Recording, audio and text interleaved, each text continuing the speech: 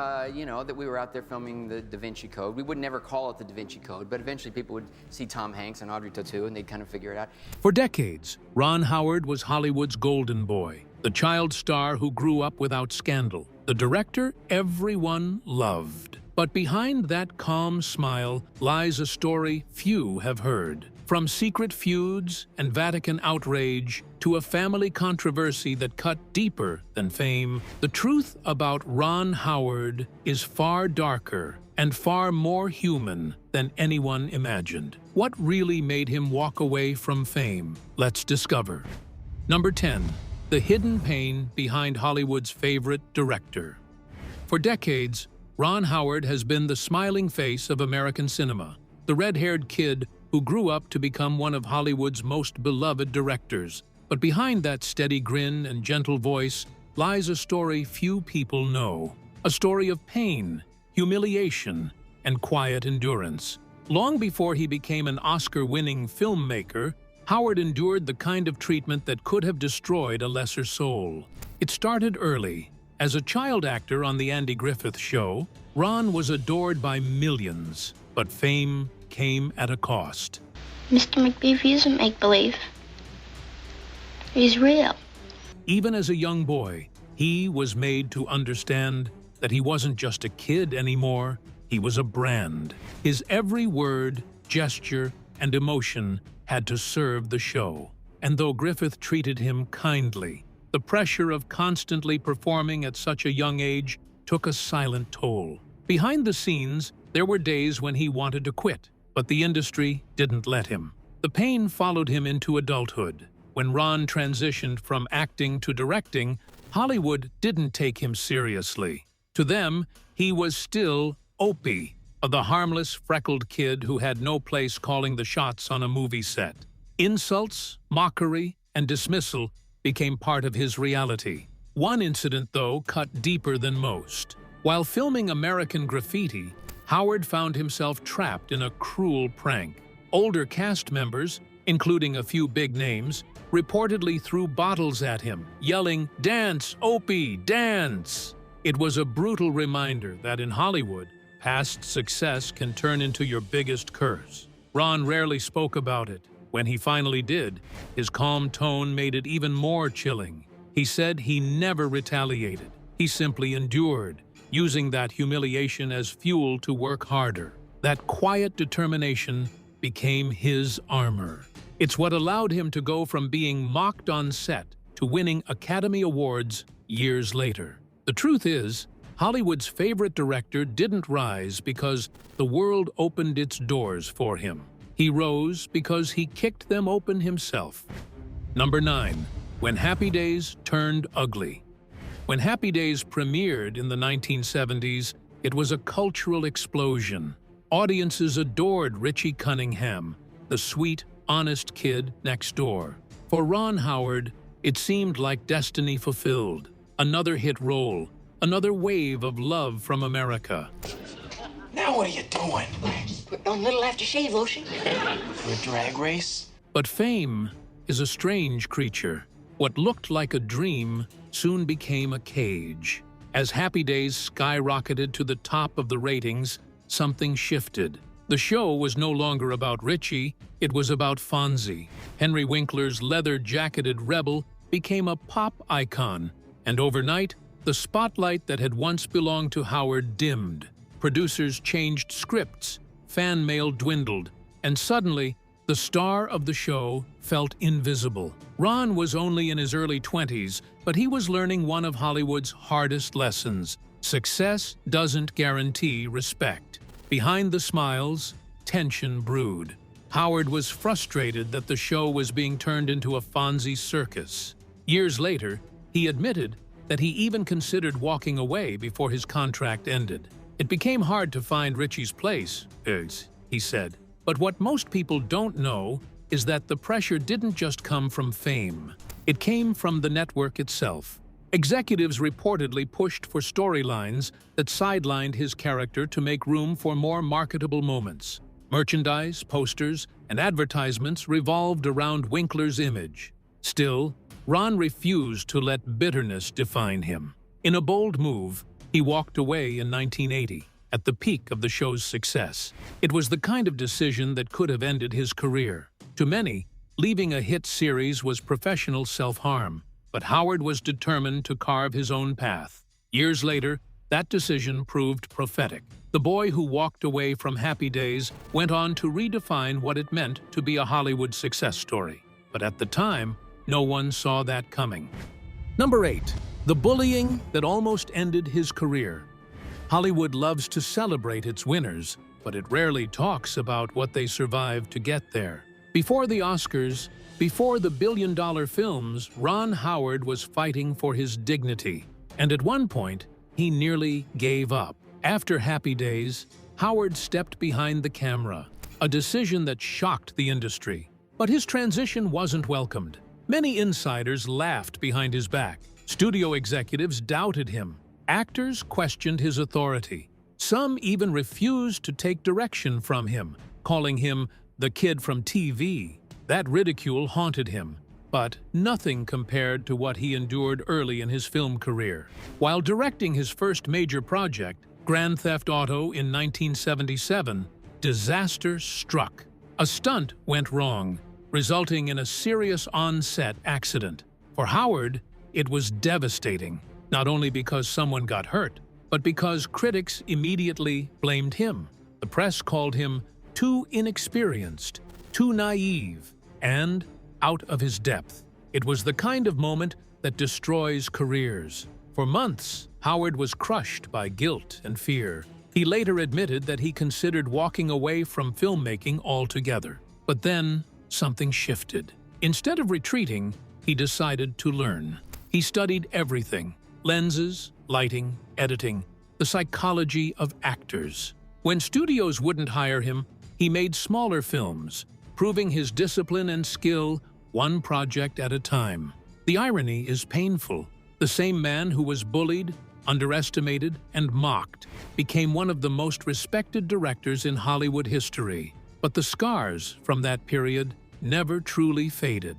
They became part of his story, invisible reminders of what it took to rise. Number 7. From dusty Oklahoma to Hollywood dreams. Before the fame, before the flashing cameras and billion-dollar box office hits, Ron Howard's story began in a small, dusty town that few people outside Oklahoma had ever heard of. Duncan, a quiet oil town surrounded by flat land and big skies, was where Hollywood's future golden boy took his first breath.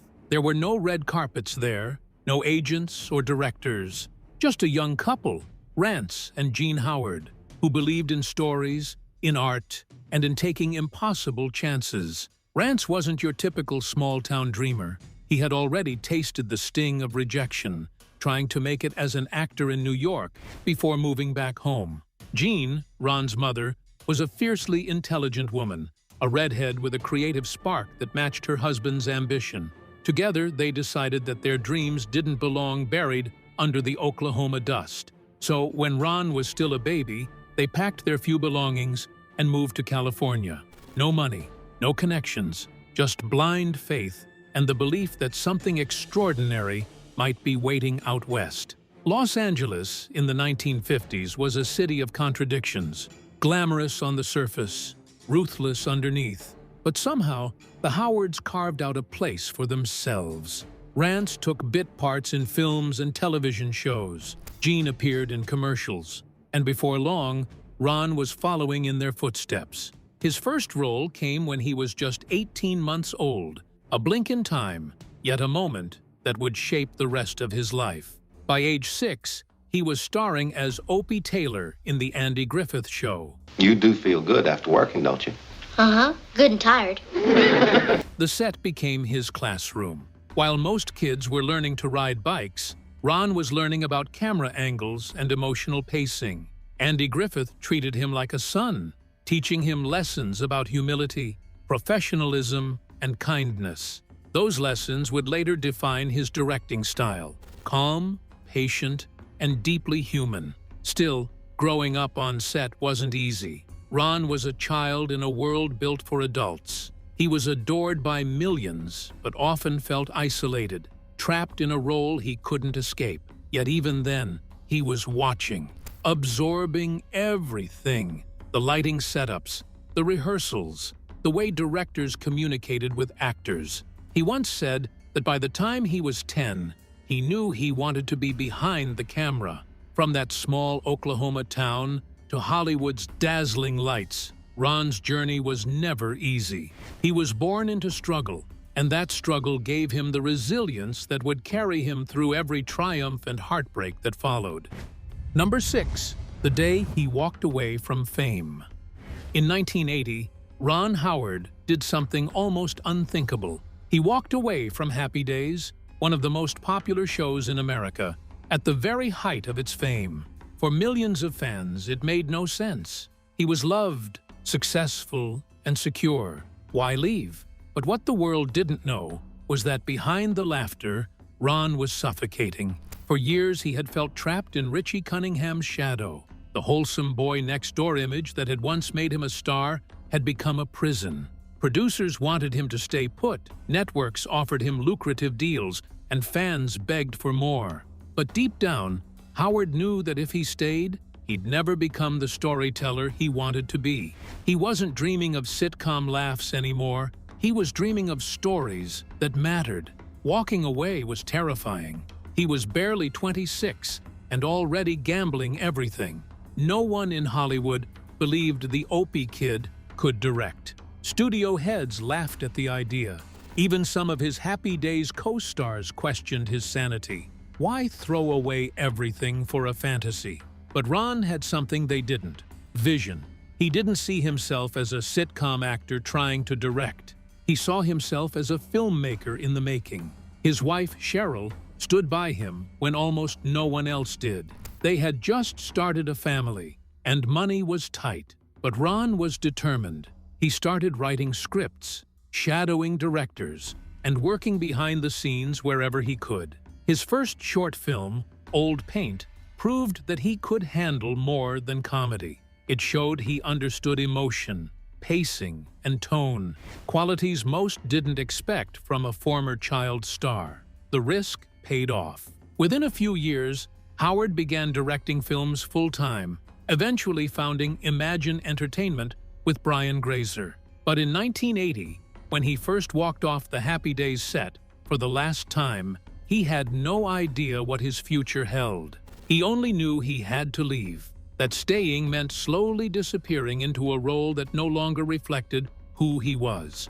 It was one of the bravest moves in television history, a moment that defined not just his career, but his entire identity. The day Ron Howard walked away from fame was the day he stopped being a star and started becoming a legend. Number 5. His first movie ended in disaster. Every great director has a turning point, a moment when the dream collides with reality. For Ron Howard, that moment came in 1977, when he made his directorial debut with Grand Theft Auto. The film, co-written with his father, was supposed to be his big break behind the camera. It turned out to be a nightmare.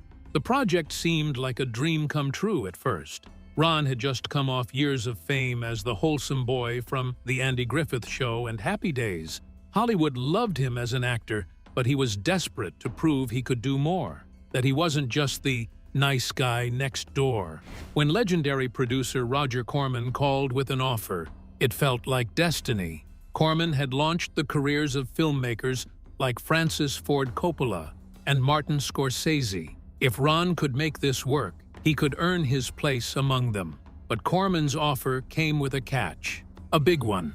Ron could direct his first movie, but only if he also starred in it. It was a test of loyalty, ambition, and endurance. Howard, hungry for a chance, agreed immediately. What he didn't realize was how much chaos he was stepping into. Grand Theft Auto was a classic Roger Corman production, low budget, fast-paced, and barely held together. The story was simple. A young couple steals a car to get to Las Vegas before the girl's rich father can stop their wedding. It was meant to be a fun, rebellious comedy filled with car chases and explosions. But on set, it was a logistical nightmare. Howard found himself working 16-hour days, shouting directions one moment and jumping behind the wheel of a car the next. There was little safety oversight, minimal rehearsals, and almost no margin for error. He later said it was like trying to build an airplane while flying it. Then, disaster struck. During one of the film's biggest stunts, a high-speed car crash, something went terribly wrong. The timing was off, the equipment malfunctioned, and a crew member was seriously injured. The set fell silent. For a young first-time director, the reality of what could go wrong hit hard. Howard was devastated. He carried the guilt for years. Critics weren't kind either. Grand Theft Auto made money, but reviewers dismissed it as a cheap B-movie. The humiliation was public and painful. For a while, Howard retreated from the spotlight, uncertain of his path. But what most people didn't see was that the failure lit a fire inside him. Instead of quitting, he doubled down. He studied the craft, cinematography, editing, storytelling, and absorbed everything he could from the best filmmakers around him. His next projects, Night Shift, Splash, and Cocoon, turned him from a failed actor turned director into one of Hollywood's most promising talents. But Grand Theft Auto was where it all began. The movie that nearly destroyed him, but also the one that made him. Number 4. The Vatican Strikes Back. It was one of the boldest creative moves of his career, and one that ignited a global firestorm. When Ron Howard directed The Da Vinci Code in 2006, he knew he was venturing into dangerous territory. To appreciate the movie, even though we really took our inspiration from it, but it's a really unusual mystery thriller. The film, based on Dan Brown's explosive novel, blended history, religion, and conspiracy in a way that captivated millions, but enraged one of the most powerful institutions in the world, the Vatican itself. As soon as production began, the Church made its stance clear.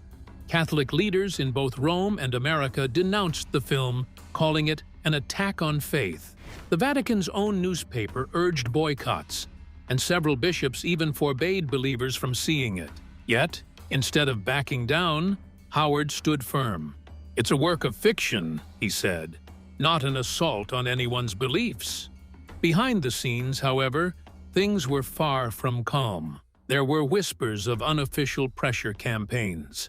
The Vatican, though careful never to issue direct bans, reportedly used its influence to make life difficult for Howard's team. Suddenly, long-approved filming permits were revoked. Historic churches that had initially welcomed the production abruptly shut their doors. Officials cited renovations and schedule conflicts, but many suspected a quiet directive from higher up.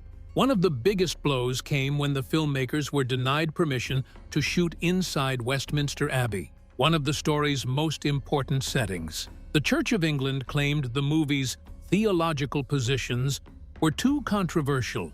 As a result, Howard had to reconstruct the Abbey's interior from scratch on a massive soundstage, costing millions of dollars. In Rome, things got even worse. Crews were forbidden to film anywhere near Vatican City. A single camera shot of St. Peter's Basilica required a secretive workaround using distant rooftops and digital trickery. When the Da Vinci Code finally hit theaters, the Vatican's response intensified. Statements from church officials accused Howard and Dan Brown of distorting history and misleading the faithful.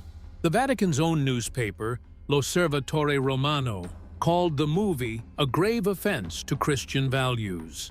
Across Europe and Latin America, Catholic organizations staged protests outside cinemas. Some priests even held symbolic exorcisms to cleanse theaters after screenings. But to the shock of many, the controversy only fueled the film's success. It became a cultural phenomenon, grossing over $750 million worldwide. For Hollywood, it was proof that scandal sold tickets. For Ron Howard, it was proof that storytelling, even controversial storytelling, still mattered.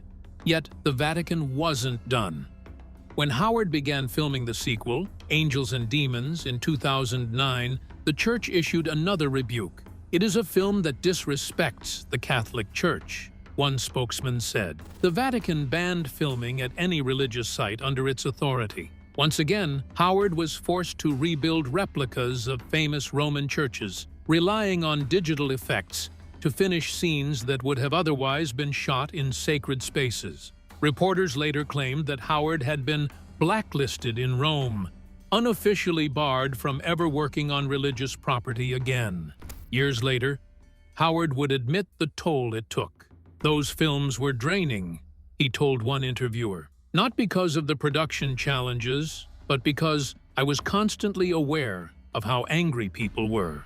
You start wondering if telling a story is worth all that hate. And yet, even through the backlash, he never lost his composure. He never lashed out at the church, never defended himself with bitterness. Instead, he stood by his work and his belief that art should never fear questions.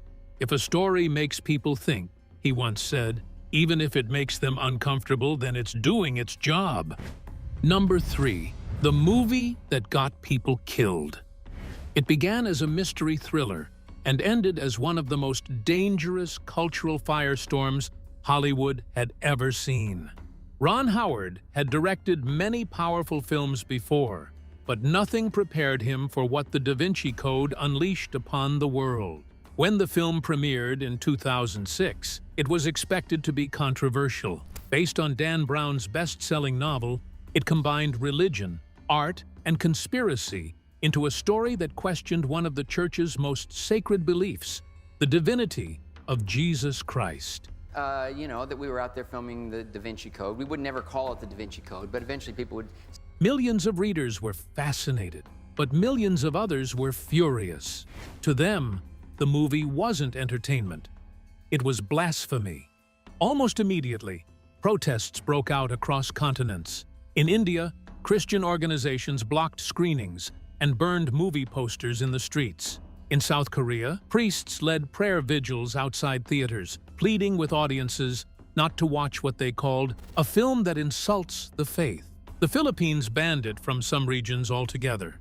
And in Lebanon, demonstrations turned violent, ending with injuries, chaos, and at least one confirmed death linked to the outrage surrounding the movie. It was a moment that shook Ron Howard to his core. He had always believed in storytelling as a bridge, something that connected people, not divided them. But now, he was seeing the other side of that power, how imagination, when tied to religion and belief, could ignite something uncontrollable. The Vatican condemned the film publicly. Religious leaders demanded boycotts and urged believers to stay away. Still, the Da Vinci Code went on to earn more than $750 million worldwide. It was one of the most talked-about movies of the decade, but for all the wrong reasons. And just when the outrage began to settle, Howard announced the sequel, Angels and Demons. That single announcement reopened the wounds. Rumors began to spread online that the film was an attack on Catholicism disguised as fiction. Church groups in Italy organized protests before production even started. There were threats, real, violent threats, against the cast and crew. The production company quietly increased security on set, hiring armed guards to watch over filming locations and protecting Howard himself during press events. But the darkest incident came years later. In France, police arrested a man who had broken into an old church in Rennes-le-Château, the same town connected to the Da Vinci Code legend. Obsessed with the film's theories, he claimed he was searching for the truth hidden beneath the altar. The break-in turned violent, and when news broke of the tragedy, local media directly tied his actions to the film that had blurred the line between story and belief. The backlash didn't stop there. Critics accused Howard of exploiting religion for profit. Scholars condemned the film for rewriting faith. Howard, usually calm and collected, appeared shaken in interviews. "I just wanted to tell a mystery," he said softly. "I never thought it would inspire this kind of reaction. Real people getting hurt. That was never the point." For the first time, Ron Howard saw the true cost of creative power. The story that brought him international success also left a shadow he could never quite escape. It was the kind of fame no one wants, the kind that comes with guilt. And in the quiet that followed the chaos, he began to ask himself a question few directors dare to face. When does a story stop being fiction and start changing reality? Number 2. The Nepo baby debate that hit home. For most of his career, Ron Howard was untouchable, the good guy of Hollywood. A child star who grew up gracefully, a director who treated people with respect, and a man whose humility made him beloved in an industry built on ego. But then came a controversy he never expected, one that hit not his work, but his family. In late 2022, a phrase exploded across the internet: nepo baby. Short for nepotism baby, it became the buzzword of a new generation, a way for fans and critics alike to call out children of Hollywood stars who, they claimed, got their success through family connections rather than merit. And caught right in the center of that storm was none other than Ron Howard's daughter, Bryce Dallas Howard. Memes began circulating, comment sections filled with accusations. Some posts even mocked Ron himself, calling him the original Hollywood gatekeeper. Overnight, the Howards went from one of Hollywood's most admired families to the latest target of the online backlash culture. Ron Howard had faced criticism before, from the Vatican to film critics. But this felt different. This wasn't about his art or beliefs.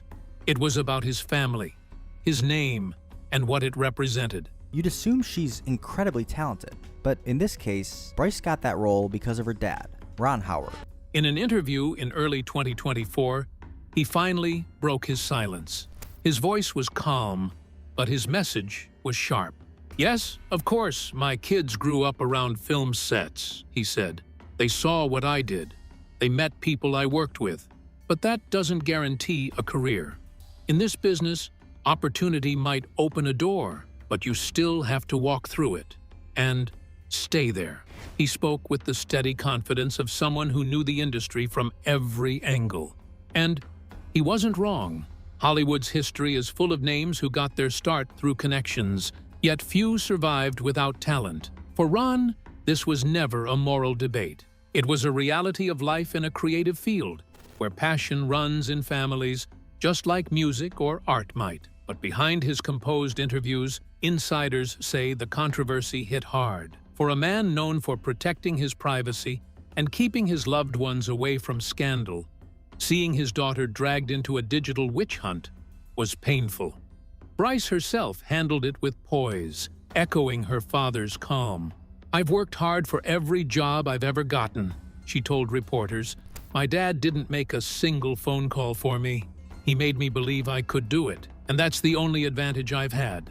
Still, the internet wasn't ready to let it go. Some stars, like Jamie Lee Curtis, defended their upbringing, while others tried to downplay their famous roots. Bryce took a different path. She leaned into it. In a social media post, she acknowledged her privilege, but also spoke about the years of rejection, failed auditions, and the shadow of being Ron Howard's daughter. "It's a blessing," she wrote, "but it's also a responsibility." And maybe that's what the world often forgets. Fame passed down isn't always a gift. Sometimes it's a burden. But as always, Ron didn't fight back with anger. He didn't call out the critics or retreat into silence completely. Instead, he did what he's always done: let time and truth speak for him.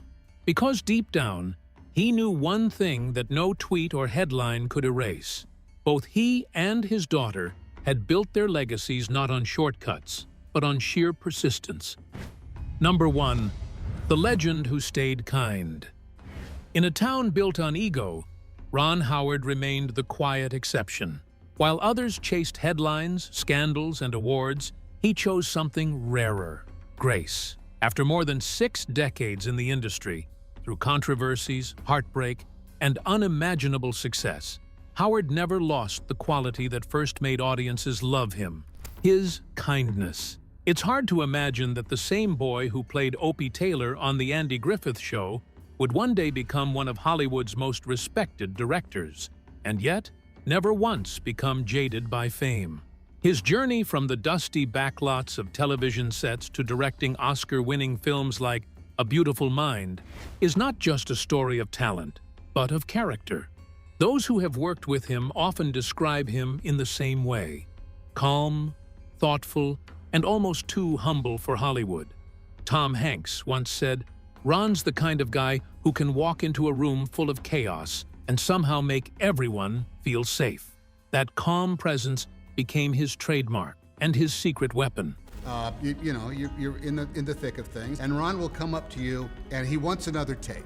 But staying kind in Hollywood isn't easy. There were moments when the business tested him, the angry studio executives, the critics who dismissed his early work, the actors who questioned his quiet leadership. Yet, instead of fighting back with anger or arrogance, Howard's response was always the same: professionalism. When others burned bridges, he built them. When gossip spread, he stayed silent. That silence, in the end, spoke louder than any scandal. Even as his films sparked global outrage, from the Vatican protests over the Da Vinci Code to political debates over Frost-Nixon, Howard kept his focus on storytelling. He once said, "Movies are how I understand the world. They're how I learn empathy." That empathy became the heartbeat of every project he touched. Off-screen, his kindness extended beyond the camera. Crew members recall how he remembered everyone's name on set, from the lighting technicians to the interns. He made a point to eat with his team instead of hiding in a director's tent. "He treats everyone like family," said Bryce Dallas Howard, his daughter, in a 2023 interview. "That's who he is, always has been." As one former co-star once put it, Ron Howard might be the last good man in Hollywood.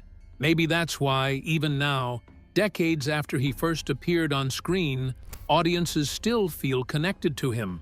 Because in a world of performance, Ron Howard's greatest role has always been the same: being himself. Thanks for watching. If you enjoyed this, don't forget to like, comment, and subscribe. Click the next video for more exciting content.